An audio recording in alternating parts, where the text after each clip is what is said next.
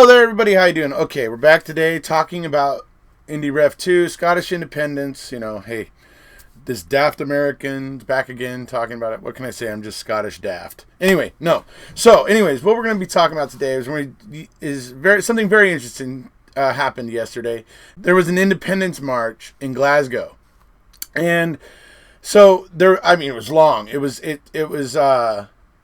Basically it took the parade about an hour.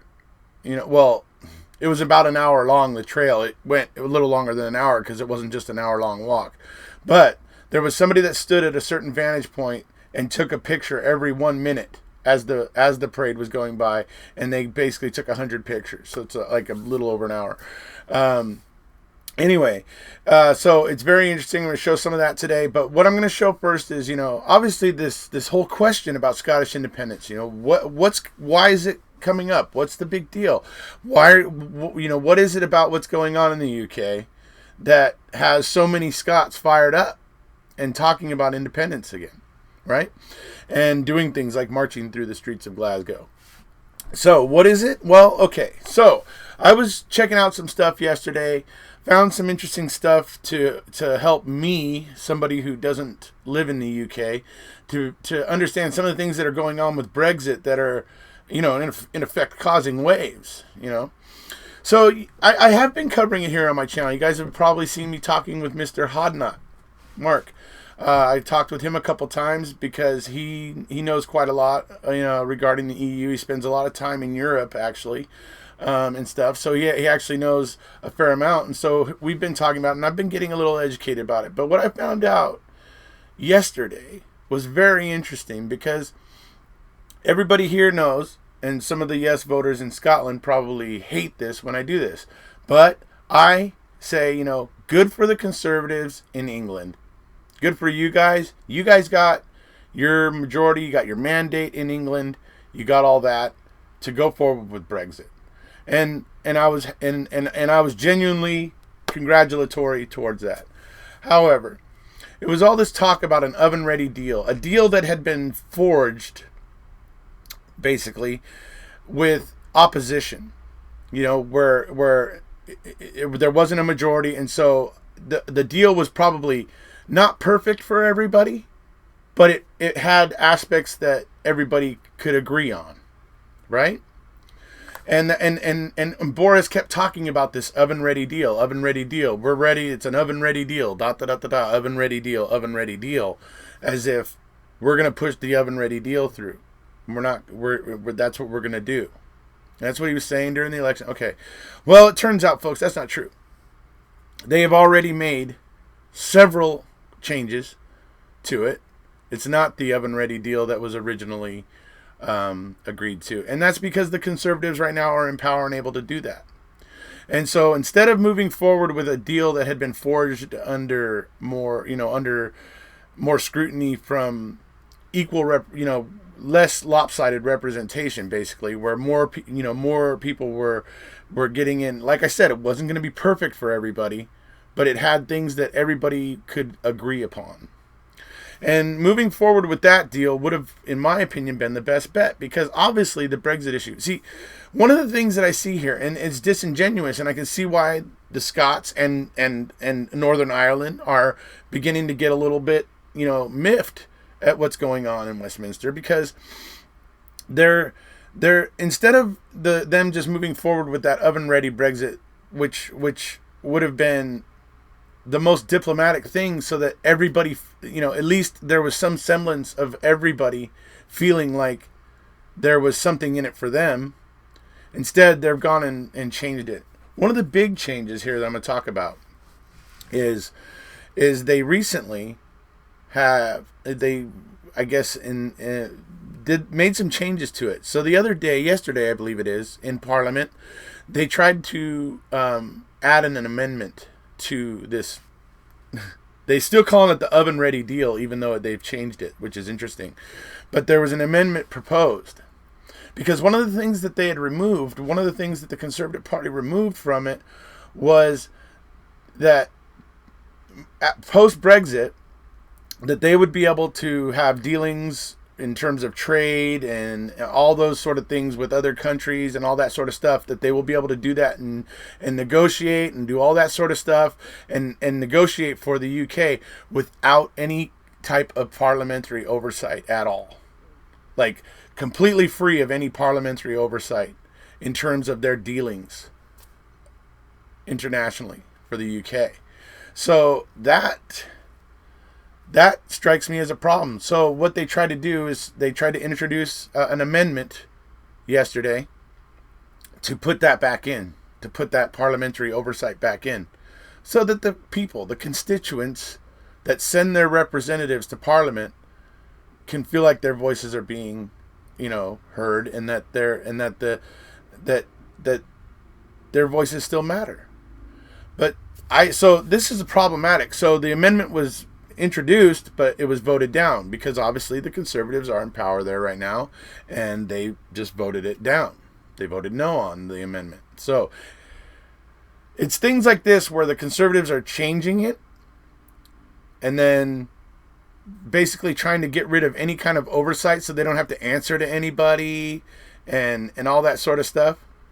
It's what's troubling. It's what's fueling, these arguments. It's what's fueling this desire now that we're seeing, this growing desire now for the Scots to become independent and put Scotland's future in Scotland's hands.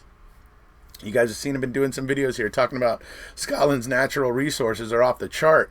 They're providing almost a third of the entire UK's natural, in terms of natural resources, what they bring to the table. They are bringing a third of the natural resources to the UK table. So Scotland's very, very in a good position to be able to manage itself. It's already basically meeting its energy nut. In other words, then being able to create enough energy to provide electricity to its people. So it's pretty close to meeting that already on its own. It's got a lot of things. Scotland's got a lot of things going for it. So that's why it's fueling this, because obviously the Tories in Westminster are going to continue to ignore the fact that the Scottish people and even the people in Northern Ireland did not vote for Brexit. And yet they're barreling forward with this. And like I said, they didn't just go with the oven-ready deal. Had they gone with the oven-ready deal, I would have very little criticism. Like I said, if they said they wanted to get their majority so that they could get the oven-ready deal through, and as long as they had done that, I would have called them honest. And I would have said, right on, bravo for you. But I would also at the same time be saying, but the problem is you ran forward with that, but you got two nations in your kingdom there that don't agree with you. So by pushing forward with this and then making amendments to it, or basically changing it, and from the oven-ready deal that you had been talking about, and doing all these, let's just be honest, disingenuous kind of things, then yes, these two countries in your kingdom that did not vote for Brexit are going to kick up, and they are going to be unhappy about it. And so regardless of the fact that in terms of the UK by a very slight margin voted for Brexit, it's not a very it's not like you have a vast majority when it comes to this issue. It was a very small majority, and like I said, two of the countries in your kingdom didn't vote for it. So you had to understand moving forward with this was going to be problematic in that sense, because you're essentially splitting your kingdom. And so it somehow it amazes me how that gets missed here. And like I said, I am now critical of Boris Johnson and his Tories because they did not move forward with the oven-ready deal that they'd been talking about and talking to death about. They changed it. They decided to change it, and that means that it's no longer the oven-ready deal. So it just means that they are being dishonest, and that they are letting that power that they gained, go to their heads. That's the way it looks to me. Because why wouldn't you want to go? Why wouldn't you want to go through with the oven-ready deal that you've been talking about all that time? And why would you want to change it now? And it's like I said, and it's not like this wasn't an issue where 70% of the UK voted for Brexit. It was like 52 to 48. That's a very slight. I mean, moving forward with this Brexit is, I think, going to be extremely problematic, and I think it's disturbing to watch the way that the Tories are now trying to create a situation where they don't have to answer to anybody or for anything. I don't know. That's always a problem for me because I believe in democracy. It's one of the reasons why I like to talk about this particular issue and stuff like that, because I believe in democracy is the way that to move forward, because that's what, democracy came into being because obviously the people of the world were getting tired of monarchies and absolute rule and certain inequities that existed in those systems. That's why democracy came about. That's why the founding fathers of America came here, and when they developed the United States, they did it on the premise of the people. We the people. Okay? Create this nation. You know what I mean? It's all about the people voting for their representation, and that was the way that the founding fathers figured that it was best for everybody because it kept it the most fair. You know what I mean? And that's why it was our revolution, our American independence, our revolution was referred to as the shot heard around the world, because the moment we did it and declared independence and then instituted a democracy, you started to see that happening in other places around the world. Oddly enough, people taking back their countries from the British Empire because they didn't like the way Westminster was running things. Seems to be a recurring theme. You know what I mean? Right? Anyway. Okay. So I'm going to show you one thing right here real quick where you can see what I'm talking about. This is going to be Queen's Counsel, Joanna Cherry, in Parliament down in Westminster, and she's going to be talking about what she's doing is she's trying to introduce some amendments and everything. So she has the floor and she's introducing some amendments and stuff. So she's talking about this, and in the course of talking about some of these amendments and stuff, she gets on to talking about something here. So I'm going to go ahead and play the clip for you, and then we'll come on back. Outcome of the election in England. However, the ship has not sailed on Scotland's constitutional future, because, like it or not, the Conservative Party was reduced to a rump of representation in Scotland in the general election, and my party won 47 out of the 59 seats. Now, it's surely a matter of concern in a democracy which is not a unitary state but consists of several nations, that no matter how many amendments I and my colleagues put forward to this bill, and probably every other bill in this session, we are unlikely to achieve a single amendment. And rather than the braying and jeering which occurred when the leader of my group, the Right Honourable Member for Ross Skye and Loch Arbour, got up to ask his questions this afternoon, I would suggest to those opposite, if they really believe in preserving the union of the United Kingdom, they might want to show a little bit more respect, not necessarily to me or my right honourable friend, but to those who sent us here to advocate for what the majority of people in Scotland want. And whether the benches opposite like it or not, the majority of people in Scotland do not want to leave the European Union, and the majority of people in Scotland want a second opportunity to look at Scotland's constitutional future in the light of England's decision to leave the European Union. I defy any Democrat to say that that's not a reasonable position. And I would just gently suggest to the benches opposite that jeering at the representatives of voters in Scotland, shouting us down and rubbishing our legitimate concerns is not a sustainable position for the next 5 years. Will the Right Honourable Lady give way? I will, yes. I thank the Right Honourable Lady for giving way. I'm a unionist, and yet I share her concern that there is a need for the voices from the various and diverse parts of the United Kingdom to be heard. And she is right to say that it is unlikely the government will accept any of the amendments that are being put forward today that represent very legitimate concerns, not least on the part of those of us who represent Northern Ireland, and actually who've come together in a rather unprecedented way, all the main parties, to back many of these amendments. So I do hope going forward, post the withdrawal agreement, that there will be more consultation and more discussion, including the representatives of the various parts of the United Kingdom. There's not much about which myself and the right honourable gentleman will agree, but we can agree on this point. And there needs to be a recognition in the triumphalism of the win in England, and I understand that, because we feel pretty triumphal about our win in Scotland. Yeah.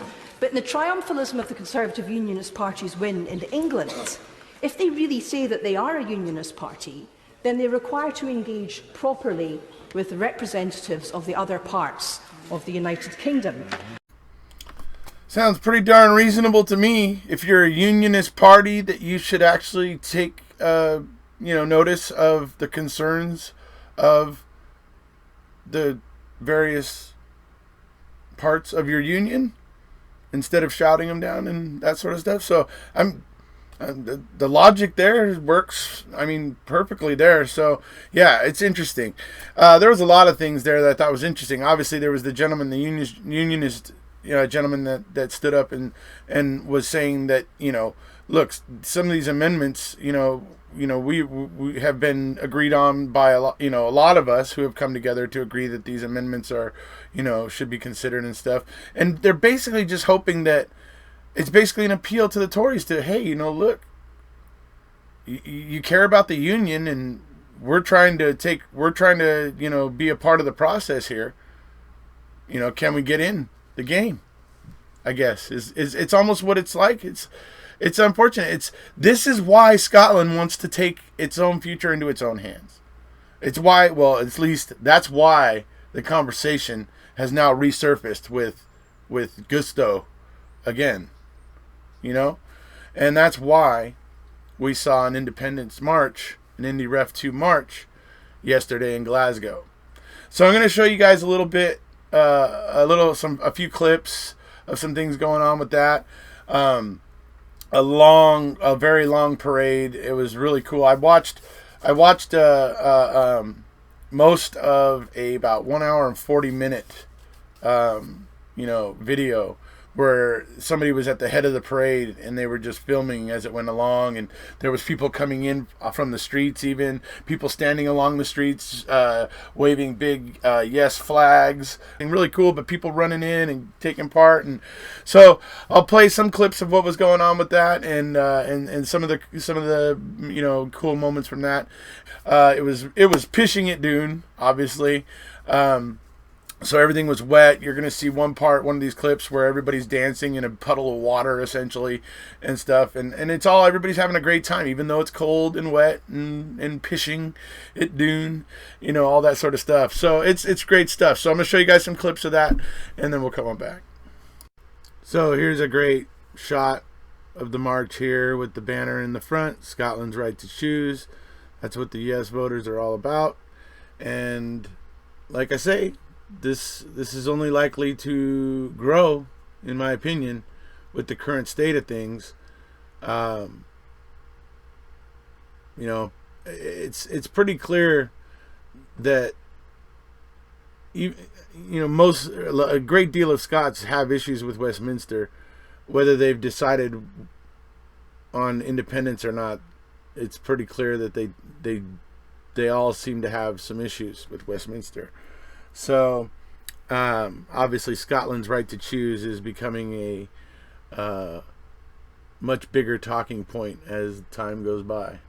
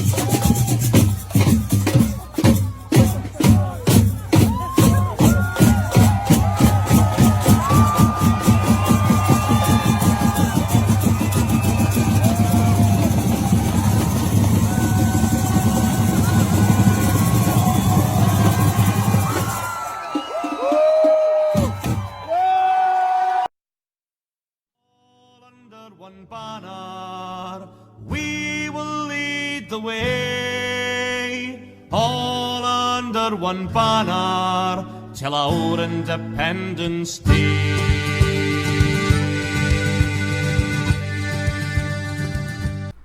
Okay, so there's some of the footage from yesterday's Independence March in Glasgow. It was, powerful. I mean, a lot of people showed up for this to show their. I mean, you saw that time-lapsed video at the end there. That was the time-lapse video I was talking about, where you could see the march come through there, and that was like about one picture every minute, showing that kind of time-lapse progression. So that was interesting. I mean, the Wayne that got out there with the lion rampant, and he's enthusiastically out there, I mean, it was great. I mean, some good clips there. You saw the people there dancing under the bridge. I mean, you see it was a cold, rainy day there in January. They're dancing in a puddle. That puddle looked like it was maybe an inch or two, or maybe even 3 inches deep in some places. Anyway, they're all dancing around, having a great old time. It wasn't daunting them at all.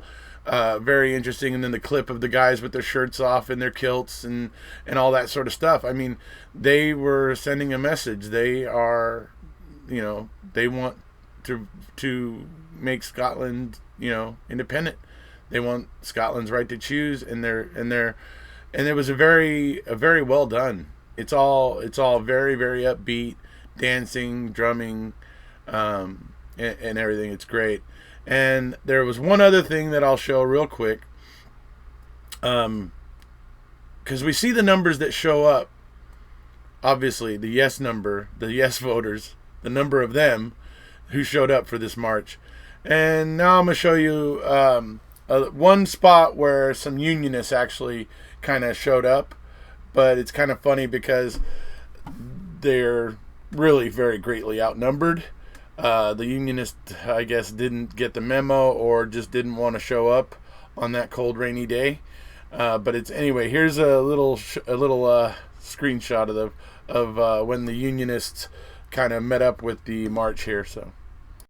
So here we have, with obviously a rainy day, but we have this parade, huge parade of yes voters, basically marching through Glasgow. And what we see here is down at the bottom there, right, we see some Unionists that showed up, but there's just not very many of them there that felt inclined to show up. And as you can see, the person who posted this picture said, I think they were outnumbered. So that's interesting. I mean, it was a cold, rainy day, and the yes voters showed up in droves, and the Unionists not so much there. So that's interesting. So there you go. Not very many Unionists there, obviously. So anyways, ultimately, when it comes down to it, I believe in democracy. So I believe in the people making their will known and that sort of thing, and then that will being manifested, right? So the thing is here is that obviously Boris and the Conservatives down in England got the majority for Brexit, and the recent election voted the Conservatives in so that they could go ahead and proceed with Brexit, and all that, and that's fine, that's great, because that was democracy in action. But the problem is that the UK isn't just London or England. You know what I mean? The UK isn't just England. It's a huge part of it, probably the biggest part of it. But it's not the only part, and if you're gonna have a desire to remain in a United Kingdom with other countries, then you're gonna have to take into account their will, and it doesn't seem to be happening here. I mean, I'm not trying to criticize the Conservatives, but it doesn't seem to be happening here. All I see is the Conservatives getting in power and now have let that power go to their head, which isn't too much of a shock, really. It's fine. They're going to push their will. That's, in this troubled time and situation with them pushing the Brexit through the way they want, you would think they would be a little more mindful of trying to keep the goodwill of the entire kingdom. I don't think so. I think with their recent changes to the Brexit, deal, it's no longer the oven-ready deal. It's not. It's been changed, so it's not. It's not the oven ready deal. So, they're allowing the fact that they're in power to, dictate the fact that they don't have to, they can just do what they want and make themselves happy. And because what's anybody going to do about it? And that's a bad attitude to take. And that's only going to fuel what we're seeing here in Scotland. It's only going to fuel that even more. And I think Northern Ireland's going to start having something to say about this, because you could see in the Joanna Cherry clip that was a MP from Ireland. He was a unionist, but he was from Ireland. You see, Ireland and Scotland did not vote for Brexit. They're part of the UK. And for me, this has been why I've been looking at this and just watching it develop, because I've been waiting to see how Westminster was going to do this, or how the Tories were going to handle this, and whether they were going to really put through the oven-ready deal, or whether they were going to do what they're doing. Now that they're doing what they're doing, I think we're going to see Scotland and possibly even Northern Ireland are going to start making more of a fuss about this. I don't think it's just going to go away. And I'm actually disappointed in the Tories for letting the power go to their head. But like I said, no matter what, these events have been set in motion at this point. Maybe the Conservatives will start to take a more realistic attitude towards MPs that are trying to introduce amendments to this potential Brexit bill that's going to be voted on at the end of the month. Maybe they'll start to take some of those amendments seriously. We'll have to see how it unfolds. I'm obviously watching, very interested to see how things unfold. But honestly, if the Conservatives there in Westminster are going to continue to just lord their power over and kibosh anything anybody else puts up and take that kind of an attitude, yeah, I don't think that's healthy for the UK. And that's what they claim to care about. So it's interesting to me. Now I know there'll be other people out there who have an opinion that what the Tories are doing right now is great and the sun shines out of their bungholes, but I'm not one of those guys. And in fact, you will never ever hear me say ever about any politician, not even Nicola Sturgeon, that the sun shines out of their bunghole. That will never happen, because politicians just by nature have a self-serving kind of mantra or attitude. Now Nicola Sturgeon is impressive, obviously, to me, but I think she's still a politician. So like I said, I don't think the sun shines out of any politician's bunghole. That's all I got to say about that. So yeah, when it comes down to it, it's a sticky situation over there in the UK. I believe that Brexit is a reality. It's going to happen, as you were hearing even Joanna Cherry saying. She totally realizes that's just the way it is. That's the reality that's happening. Everybody's real practical about it. But the point is Scotland has a point, because in Scotland they voted 64% against Brexit. That's pretty much 2/3 of the people in Scotland that voted against it. That's a significant number. Now, obviously, Scotland's population is a small part of the population of the UK, so that's fine. They obviously are their numbers aren't able to equal the number of people that voted to leave the EU. In terms of being down in England and stuff, where there's just a bigger population, and that bigger population voted for Brexit, right? But that doesn't take away from the fact that the Scots didn't. And you heard it. You're going to hear right now. I'm going to leave you with some parting words right now from a Scottish MP, and he's a lot like me, he's going to be saying, look, I'm not trying to take anything away from the Tories here or the Conservatives. They got their mandate and they're going to move forward with their Brexit.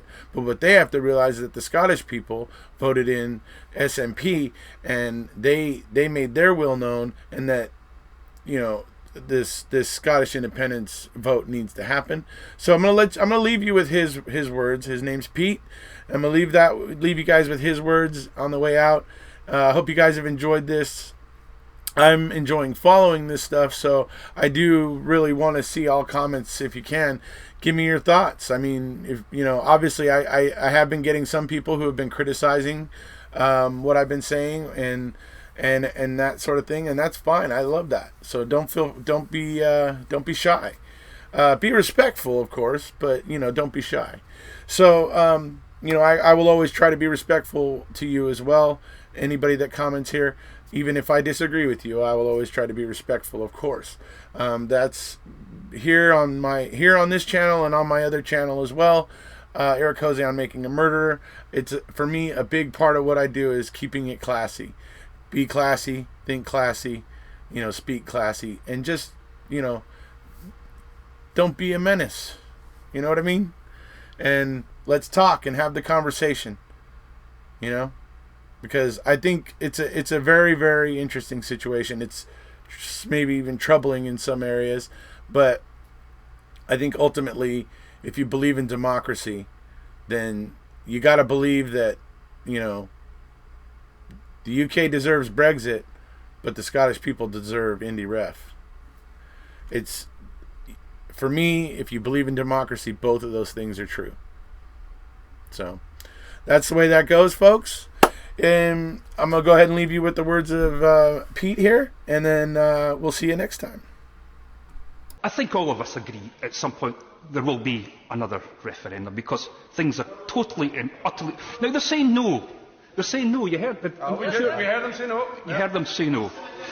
Do you know what that? Do you know what that does? Do you know what that does?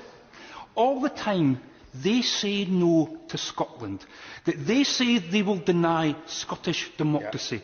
The only thing that's doing, and I say this as a word of caution to my honourable friends over there, all it does is drive support for Scottish independence. The more you say no to us, the more we will assert our right, and the idea of Scottish independence will continue to grow, and will overrun and consume them.